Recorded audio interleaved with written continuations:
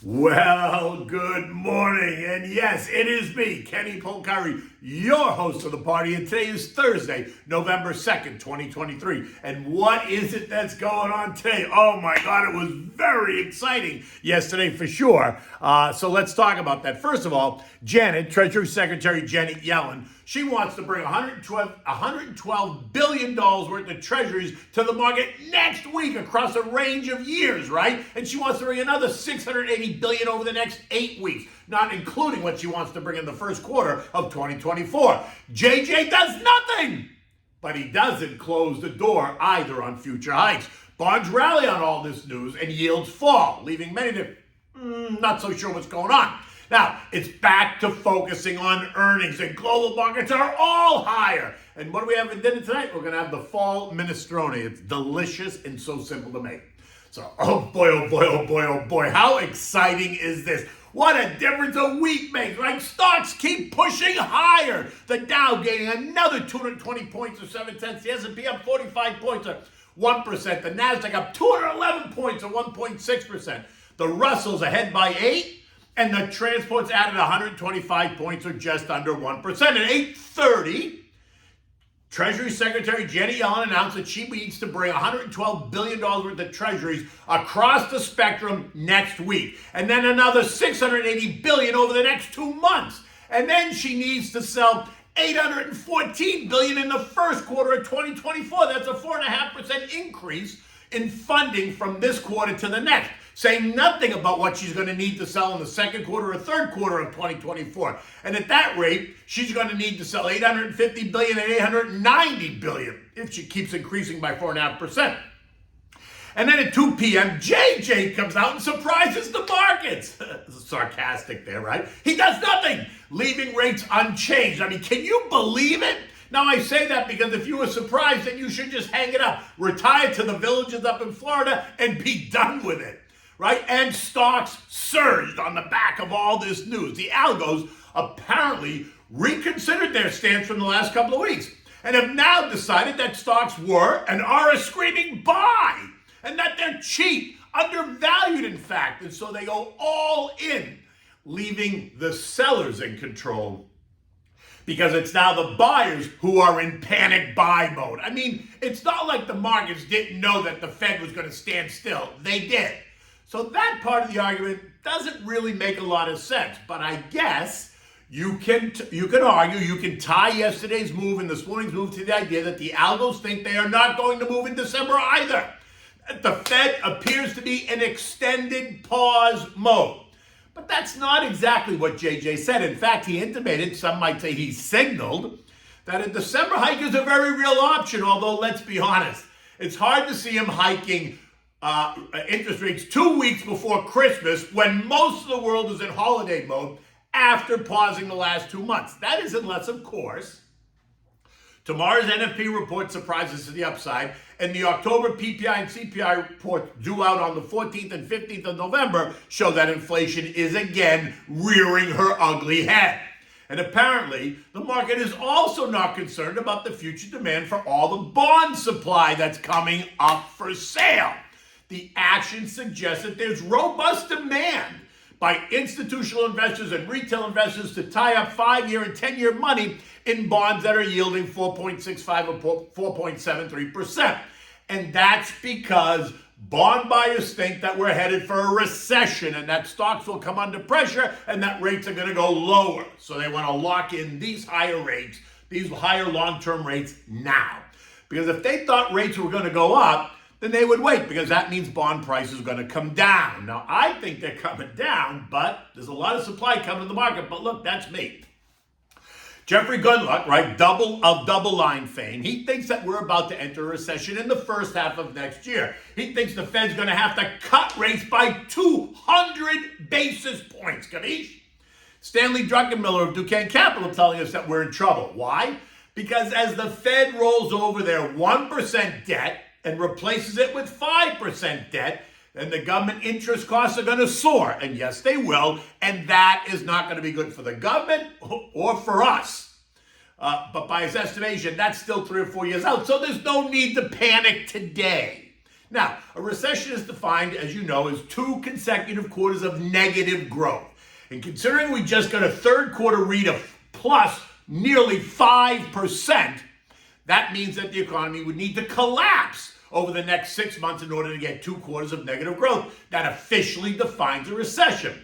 Unless, of course, they change the definition of a recession, which they did, if you remember, in 2022, after we got 2 quarters of negative growth, right? The first quarter we were down 1.6%, the second quarter we were down 0.6. But yet they refused to call it a recession. But that was the definition. But nobody wanted to say the word recession. Now, about that 4.9% read, JJ told us yesterday that that data point isn't really real. It was just a one-time surge from a pull-forward event that is unsustainable, and so he expects GDP to fall in the current quarter. Not go negative, just less positive. A survey of the private sector is expecting GDP growth to come in at up 0.7% in the fourth quarter, and then 1% in 2024. Now, that's a far cry from the 5%, but it's not a negative number, is it? No, it is not. So by definition, no recession. But that doesn't mean bonds can't go up or stocks can't go down or vice versa. So you just need to decide. In any event, we're going to see where the market clears next week and the weeks after that as waves of treasuries continue to come to the market. And what do I mean by that? The market clears when buyer demand meets seller demand. So you need to ask, will the clearing price in these bonds be higher or lower than the current levels? Because that's going to dictate which way yields go. In addition, yesterday we found out that mortgage apps fell by 2.1%, which is not surprising at this time of year because it is the holiday, so it tends to be lower, right? But on Tuesday, remember, they told us that housing prices continue to go up in any event. ADP employment was a bit weaker, construction spending was in line, ISM prices paid were up, not good. ISM manufacturing was down. But none of this really made a difference at all yesterday because it was all about the Treasury and the rate decision. Now, gold fell $10 yesterday after the market signaled that they're comfortable with the coming bond supply and the rate decision. Although this morning it has taken it all back and it's up $10, leaving us cuddling right up to the $2,000 an ounce level as investors are now playing the safety trade as a result of the ongoing conflicts, plural, around the world.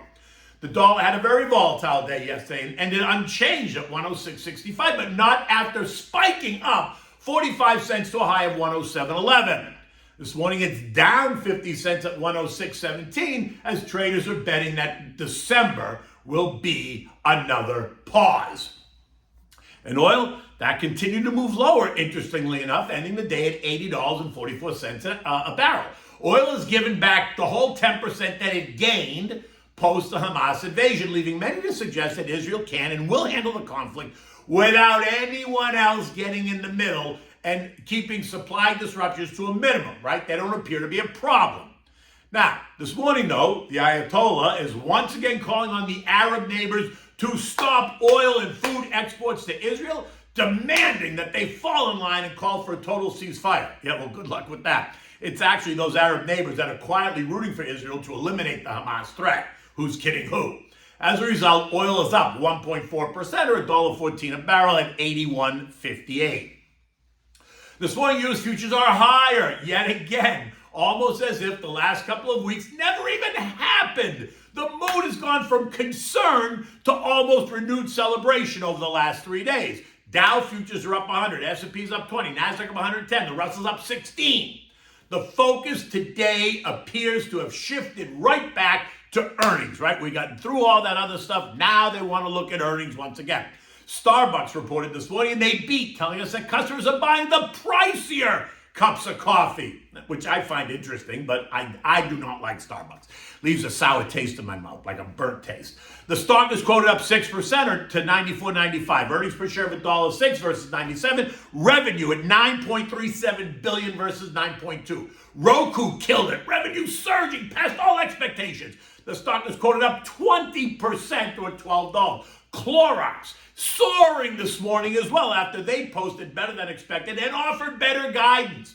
It's up 12% in the pre-market, trading at $127 a share, right? Now that's a consumer staple. Remember, we talk about that all the time. We're also going to get about 50 plus earnings reports today, but the ones that everyone's also watching is Lilly, think Mounjaro, the weight loss drug, and Apple. Now, come on, who's kidding who? How explosive is Lilly's weight loss drug, and what will they say about the future of it and how it will impact earnings? And how much money is Apple going to print this quarter? 80 billion, 90 billion? And remember, that's only in just 3 months. Capiche?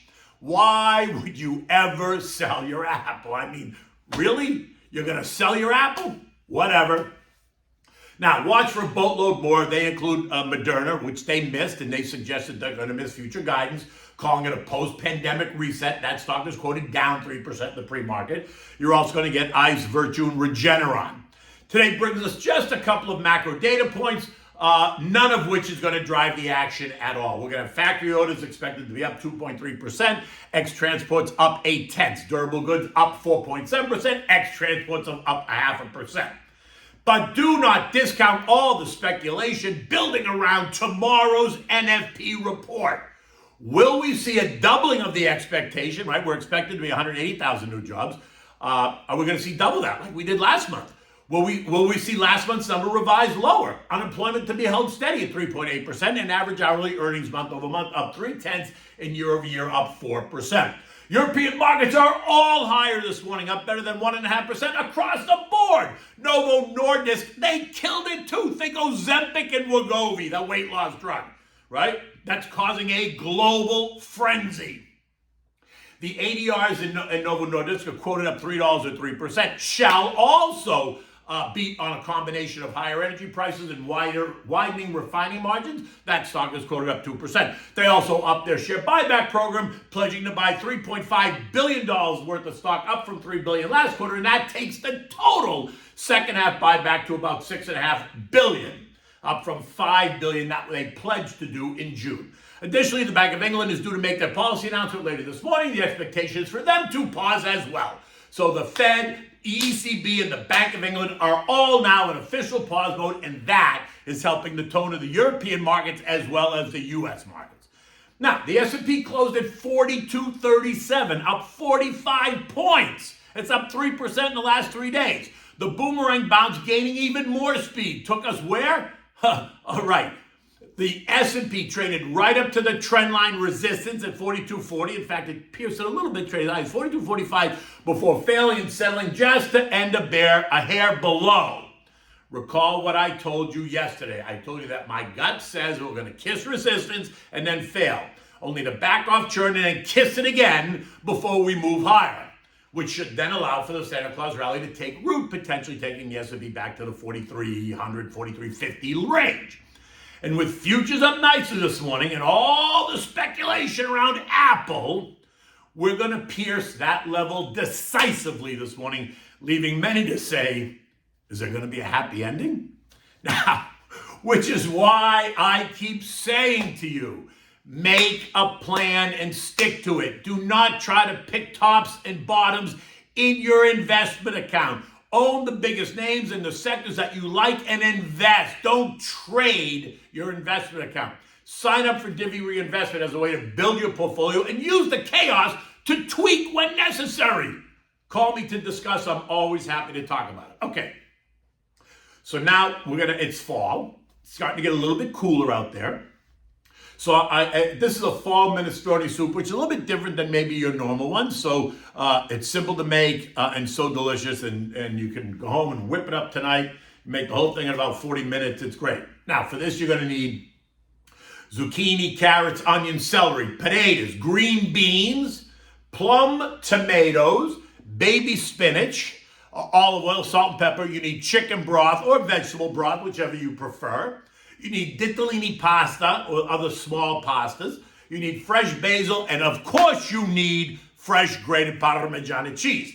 Now, it's a great dish. It's easy to make, like I said. It's not heavy. It's gluten-free. It's always helpful when you're trying to diet because it fills you up without feeling stuffed, right? Okay, so begin by heating up the olive oil in a large pot. You're going to add the sliced carrots, the celery, and the onions. Saute that 5 or 6 minutes or so. Now add the green beans, but you're going to chop those right into bite-sized pieces. And the potatoes, you're also going to cube those into little bite-sized pieces. Allow those to cook for another 3 minutes or so. Now take the plum tomatoes, cut them in half, core them, right? Take the seeds out, dice those into small pieces, add those to the pot. Now take the broth, chicken or vegetable, whatever you're going to use, add enough so that you've covered everything in the pot by about an inch or so. Season it with salt and pepper, cover it and reduce the heat to simmer. Allow it to cook for, 1.5, 2 hours, whatever. Keep your eyes on it, and if you're losing broth that's steaming away, then just add more broth, right? Now, when you're getting ready to eat it, you want to bring a small pot of salted water to a rolling boil. Add in 1/2 pound of the ditalini or other small pasta. Cook it only for 5 minutes. Strain it and then add it to the soup, right? Now add the spinach as well here. And look, the pasta's going to, as it gets in the soup, it's going to suck up some of the sauce, right? So don't panic. Just add some more broth. Now, remove it from the heat. Add in the chopped basil, taste it for seasoning, adjust if you need to, serve it in individual bowls with a drizzle of olive oil, and of course, what else? The fresh grated Parmigiano cheese. You always have to have that on your table for your guests. It's a simple dish. It's a great dish. You don't feel stuffed and full, and if you're on a diet, it's nothing but veggies, it's gluten-free, it's everything, so it works for everybody, all right? So now, in any event, look, the sun, it's starting to get a little bit lighter out there. It's going to be a beautiful day here, although I'm not sure the weekend's going to be so good. I think it's supposed to rain here this weekend, but we'll see. In any event, until tomorrow, take good care.